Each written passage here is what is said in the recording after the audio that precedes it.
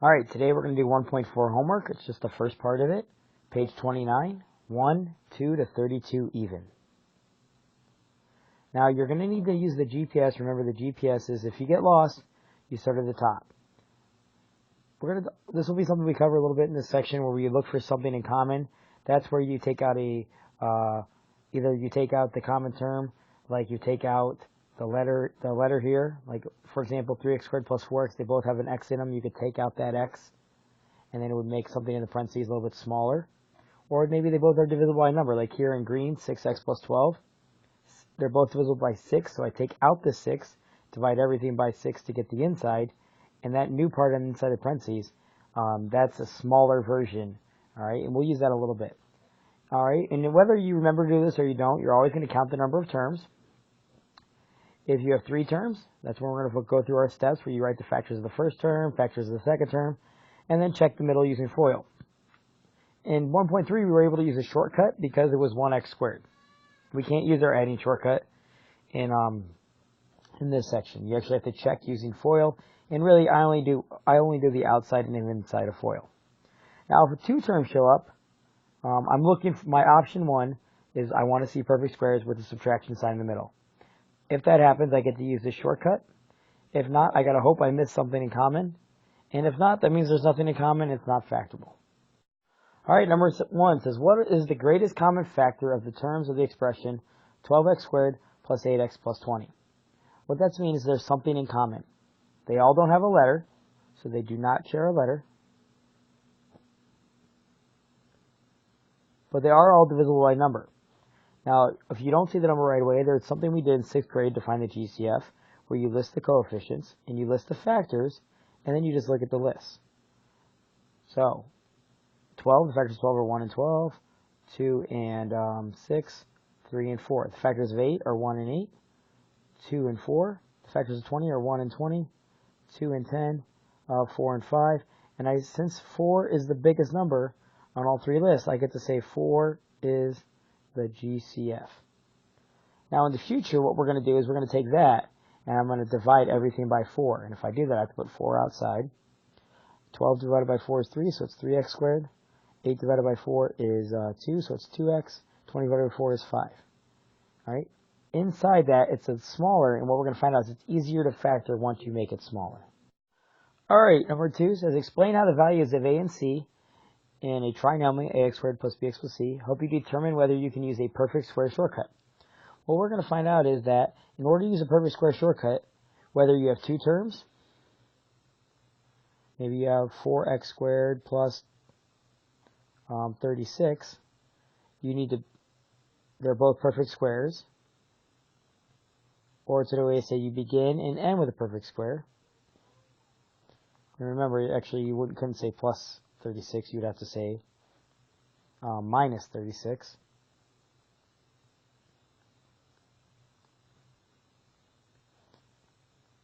So if you had that, you could say 2x and 2x, 6 and 6. Because since they're both perfect squares, I can say 2x minus 6, 2x plus 6. Now if it's 3 terms, if you begin and you end with a perfect square, you have a chance to use your perfect square shortcut. It just means you check perfect squares first. So your answer here is just going to say A and C both must be perfect squares. Alright, so I look at number 4.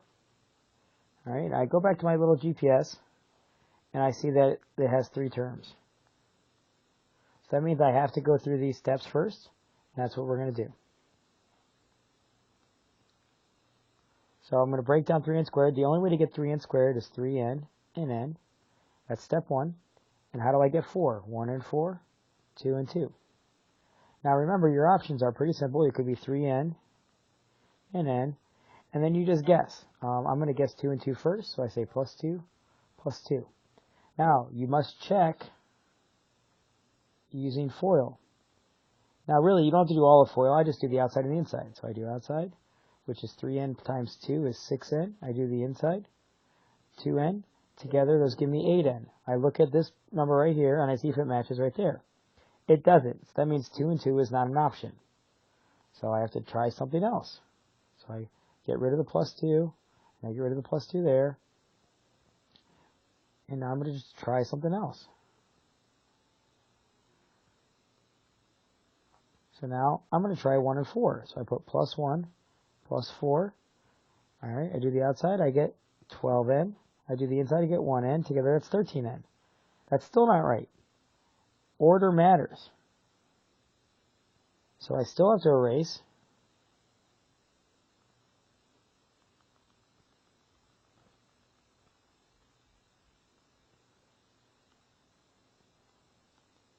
And then I have to try again. So this time I'm going to put plus 1 and plus 4. I'm going to flip them before I can cross off.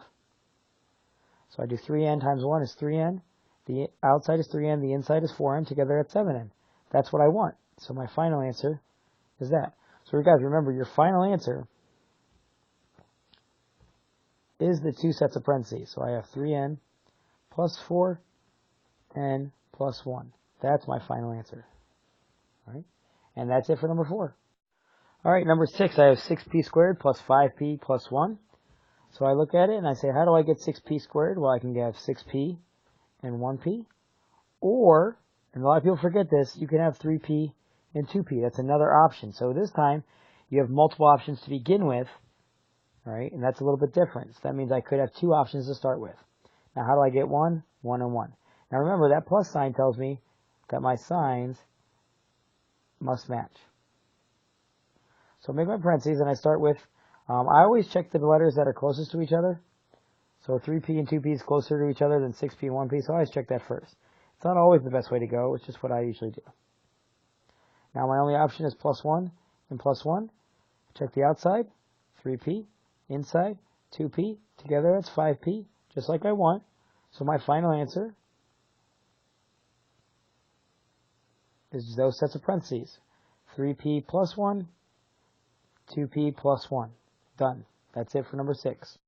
All right, number 8. I have 15x squared minus 2x minus 8. I do everything exactly the same. I break down the first term. How do I get 15x squared? 1x and 15x, or I have 3x and 5x. Then I go through and I look at how do I get negative 8. I get negative 1 and 8, negative 2 and 4. Remember, that 9 sign at the end tells me my signs must be different. So I can't have plus plus, I can have minus minus. I have to have minus 1 and plus 8, or I can flip it to minus 8 and plus 1. So I make my sets of parentheses. All right, I always check the ones that are closest to each other, so I'm going to start with 3x and 5x and negative 2 and 4. So I'm going to put 3x plus 4, 5x minus 2. Remember, order matters, right? So I'm doing my outside. I get 3x times minus 2 is minus 6x. The inside is 20x. Together, that's 14x. It's not what I want, because I want a negative 2x. So now, I'm going to try flipping it before I can cross off negative 2 and 4. All right? So now I'm going to put it negative 2 with the 3, plus 4 with the 5, and now I'm going to check my outside and my inside. The outside gives me 12x. The inside gives me minus 2x, or minus 10x. Together, that's positive 2x. It's really close. Now we got to remember, if you have the right number, which we do, we wanted a 2, we had a 2, but you have the wrong sign, you flip both signs. So my final answer is going to make this plus. I'm going to make that negative. So my final answer is going to be 3x plus 2, 5x minus 4. And that's it for 8. All right, 10. I have 14m squared plus m minus 3. I do everything exactly the same. So the first thing I'm going to do is I'm going to break down the first term. How do I get 14m squared? I know I have 1m and 14m, or I have 2m and 7m. Now, how do I get negative 3? Remember, that means different signs. That negative 3. So I have negative 1 and 3. You could write 3 and negative 1 if you want, but remember, if you ever get the right number with the wrong sign, that's how you know to flip them. So I never check both of them. So I make my guess. I'm going to guess 2m and 7m first. My only option is minus 1 plus 3. I do my outside, I get 6m. I do my inside, I get minus 7m. Together, it gets me minus m. It's the right number, but the wrong sign. Which means I just have to flip both of them. So I have to make that a plus 1. I make that a minus 3. So my final answer should be 2m plus 1, 7m minus 3. And that's it for 10. All right, 12. I have 5x squared plus 14x minus 3. I'm going to do 5x and x. I'm going to do negative 3 and 1. I'm going to rewrite this as 5x minus 3, x plus 1. All right, check my outside and inside of FOIL. All right, so then I'm done. That's my final answer, which is A. And that's it for 12. All right, if you see perfect squares, remember that's why we had that time test with the perfect squares. You always check them first. Because a lot of times, they're the best, they're the easiest ones. And if you listen to my rule of thumb about checking the numbers closest together, they usually are the ones closest together because they're the same. Now, if we go back and look at our factoring, GPS, look at two terms. The first thing I always look for is a perfect squares with a subtraction sign. Remember, you have to have that subtraction sign. All right? So I look at this one. I have a perfect square, 4r squared, and 25. Remember, 4r squared is 2r and 2r, or you can rewrite it as 2r squared, and 25 can be written as 5 squared, or you can do 5 and 5, either way, or negative 5 and 5. So either way, I'm going to use my shortcut, which says a squared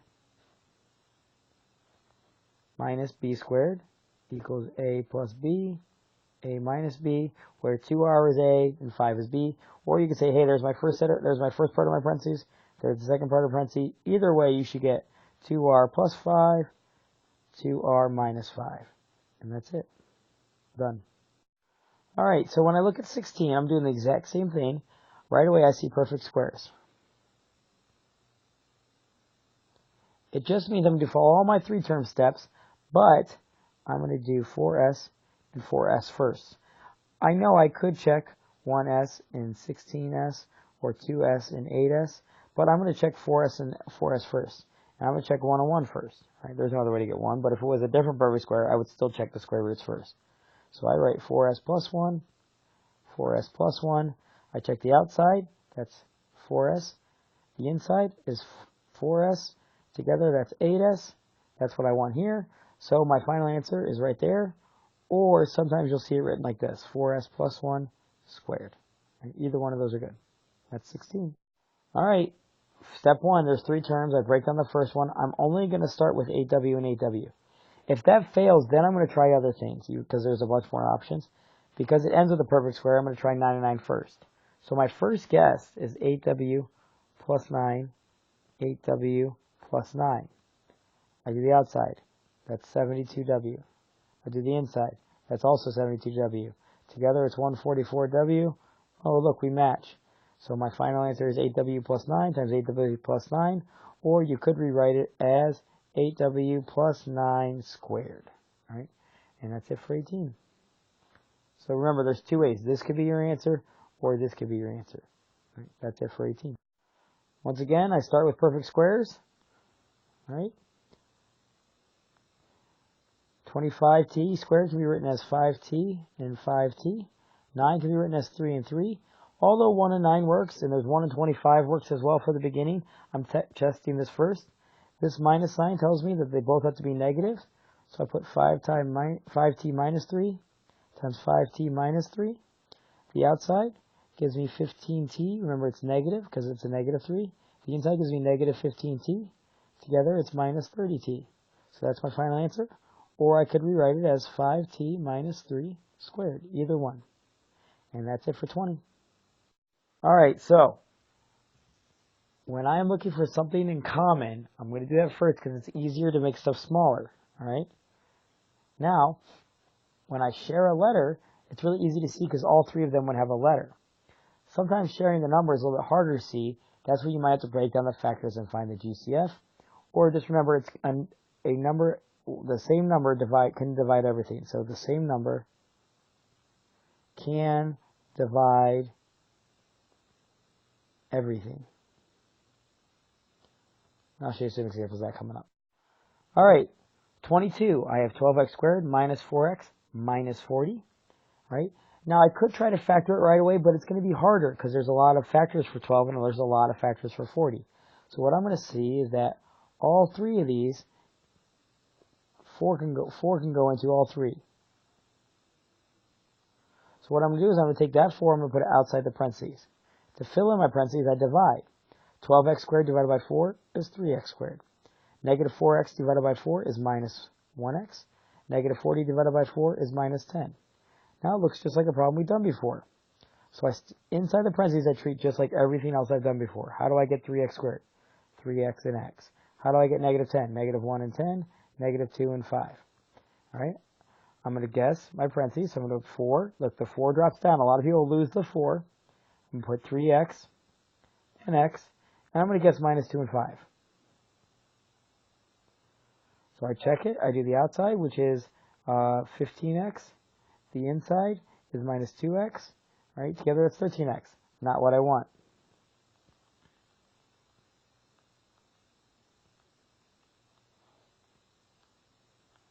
So now I'm just going to flip it before I cross off negative 2 and 5. So I'm going to put plus 5 minus 2. I do the outside, I get minus 6x. The inside, I get plus 5x. Together, that's minus x. That's exactly what I want. So that's my final answer right here. Your final answer is 4 times the quantity, 3x plus 5, times x minus 2. Well, that's a minus 2 it should be. And that's it. Now, 22 is possible to do if you would have forgot to factor out that common 4. 24 isn't. If you forget to factor out the common 2, you think 24 is unfactorable. Because I have two terms, and I need to see perfect squares. And I don't see any way it is. But both of these are divisible by 2, so I put a 2 outside the parentheses. Inside gives me 16v squared minus 1, because I did 32v squared divided by 2 gave me this. Negative 2 divided by 2 gave me that. They're both perfect squares, 4v and 4v, and negative 1 and 1, so I rewrite it as 2 times the quantity, 4v plus 1, 4v minus 1. That's our final answer right there. All right, I look at 12, negative 36, and 27. If I don't know what's in common between them, I just write the factors of them, 1 and 12, 2 and 6, 3 and 4. 36 is 1 and 36, 2 and 18, 3 and 12, 4 and 9, 6 and 6, and 27 is 1 and 27, 3 and 9. I look at my list, 3 is the biggest number in all of them, so I can pull out the common 3. All right. Once I pull out that common 3, 12 divided by 3 is 4m squared. Negative 36 divided by 3 is minus 12m. 27 divided by 3 is 9. Look, perfect square, perfect square. So I'm going to try 2m and 2m and 3 and 3 first. Because it's positive at the end, that tells me the signs match. And because it's minus in the middle, it tells me it's going to be minus minus. So I'm going to try 3 times 2m minus 3, 2m minus 3. I do the outside, I get minus 6m. I do the inside, I get minus 6m. So that works. Minus 12m is my total. So that's my answer. Or you could write 3. You could write 3 times 2m minus 3 squared. Either one of those are options. That's it for 26. All right, so 28. Hopefully you see 7s in common. If you can't, you just write out the factors of 21, 1 and 21, 3 and 7. The factors of 77 are 1 and 77, and 7 and 11.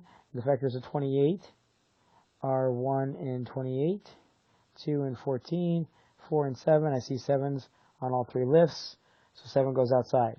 Now, 21x squared divided by 7 is 3x squared. Minus 77 divided by 7 is minus 11x. 28 divided by 7 is plus 4. All right? Now I'm going to just guess. I'm going to break down the first term, 3x and x. How do I break down 4? 1 and 4, 2 and 2. And I'm going to try 2 and 2 first. 7, 3x plus 2, 3x plus 2. I do the outside, I get 6x. The inside, I get 6x. Together, that is 12x. That is not what I want. So I have to try something else.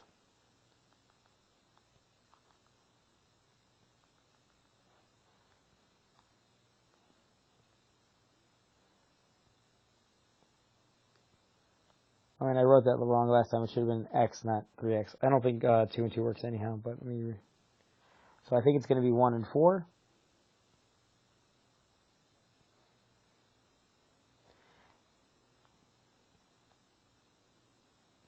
So I'll put plus 4, plus 1. I end up with 3x and 4x. It's 7x. That didn't work. So I tried 1 and 4. I tried 2 and 2. I have to flip 1 and 4, so I'll put 1 here, and I'll put 4 there. Gives me 12x and 1x. That's 13x. So if none of them work, my final answer is just going to be 7 times 3x squared minus 11x plus 4. It's kind of, you could write not factorable, but because you were able to take out the 7, it's not entirely unfactorable. All right, now number 30, I look at all this again, and all three of these can be divided by 4, except I don't like this first term being negative, so I'm going to take out negative 4. What that's going to do is change all the signs. So 8 divided by 4 is 2, but the negative that I took out makes it a positive 2y squared. 20 divided by negative 4 makes it minus 7y. Minus 60 divided by negative 4 makes it plus 15. So now I'm going to go through and I'm going to say 2y and y, or 1 and 15, or 3 and 5. So I try negative 4, 2y and y. I'm going to try 3 and 5. I get 10y. I get 3y. That is 13y. Not going to help me.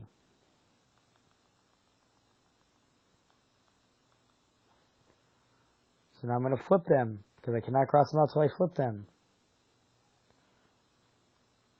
So I'm going to make it plus 5 plus 3. I end up with 6y and 5y. Together that's 11y. Still not what I want.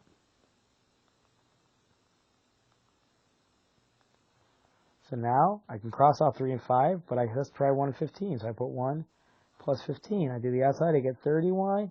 The inside, I get 1y. Together it's 31y, not what I want. So I have to flip them. Put plus 15, plus 1, I get 2y, and 15y is 17y. Still not what I want. I tried all of them, so it cannot be factored anymore.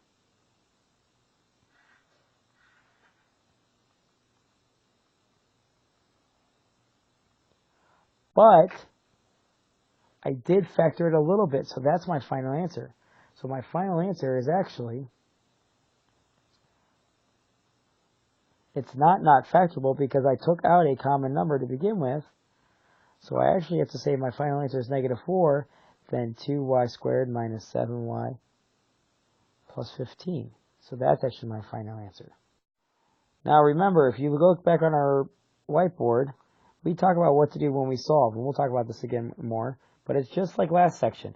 As long as it's set equal to 0, you ignore that equal to 0 right away and use your GPS on the one side. Once you get it broken down, you set each parenthesis equal to 0, and then you solve. So it's really simple. I have 16x squared minus 1. It's two terms. They're both perfect. So I write it as 4x plus 1, 4x minus 1. Now the equal to 0 just drops down. Since it's equal to 0, I get to say this guy equals 0, 4x plus 1 equals 0, or 4x minus 1 equals 0. So then I subtract 1 from both sides. I'm using PEMDAS backwards. 4x equals negative 1. Divide by 4, x equals negative 1/4. There's one answer. Add 1 to both sides. I get 4x equals 1. Divide by 4 on both sides. X equals positive 1/4. PEMDAS backwards gave me both my answers. And that's it. And that finishes this assignment.